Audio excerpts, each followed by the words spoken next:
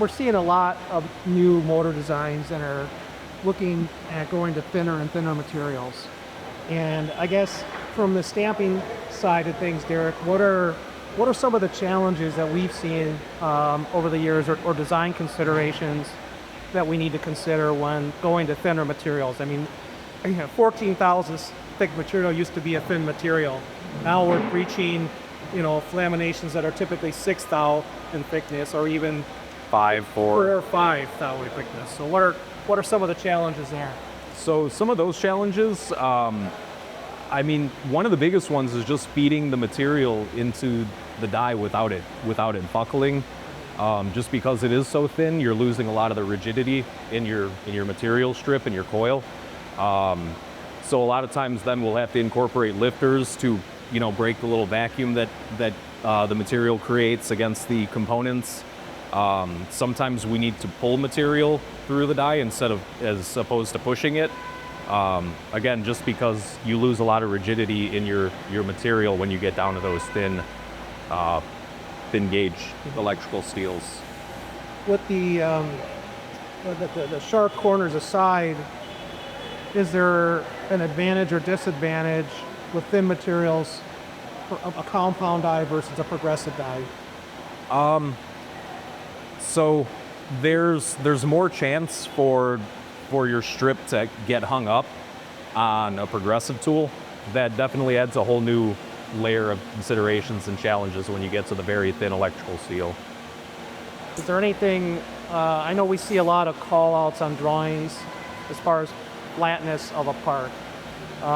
Could we talk to that a little bit as far as what are the challenges on inspecting a part that has a flatness call out, and how do we typically compensate for that in our inspection process? So yeah, if the part has a flatness requirement, usually we will get a deviation if it's not already on the print, to inspect it with some sort of a weight on top of the part.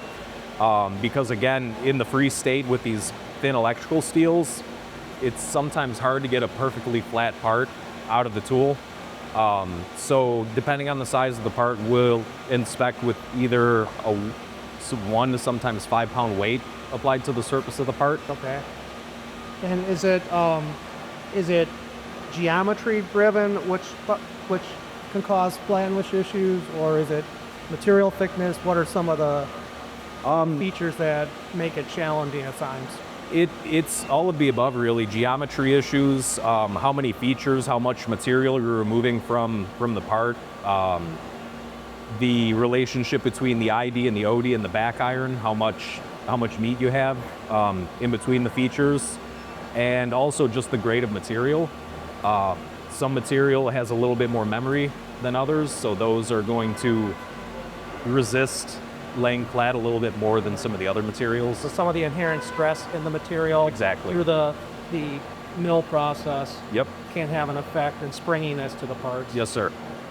And the reason I think we see a lot of flatness callouts, or we lack the flatness callouts, a lot of times we need to deviate because we have to use some sort of a piece of glass, or there's got to be something on these to maintain flatness. The challenge is it wasn't something that was called out back in the day. It wasn't something that anybody really, we looked at it, but it wasn't written down. It was kind of a tribal knowledge thing. And the more that we drive towards specification and engineering driven everything, right down to our quality control, and that's where it becomes an issue for our process, is we need to pay attention to every aspect of the material and the lamination.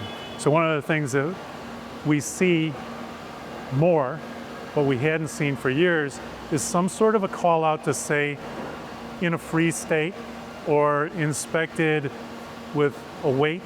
So what Lasertech does as a standard, and this is on laser cut or on our stamped components, is we apply a minimum of a 1 pound weight. It's a sheet of plexi, and this will be in one of our videos. Watch for the QC video, and one of our inspection videos will show a little more in detail.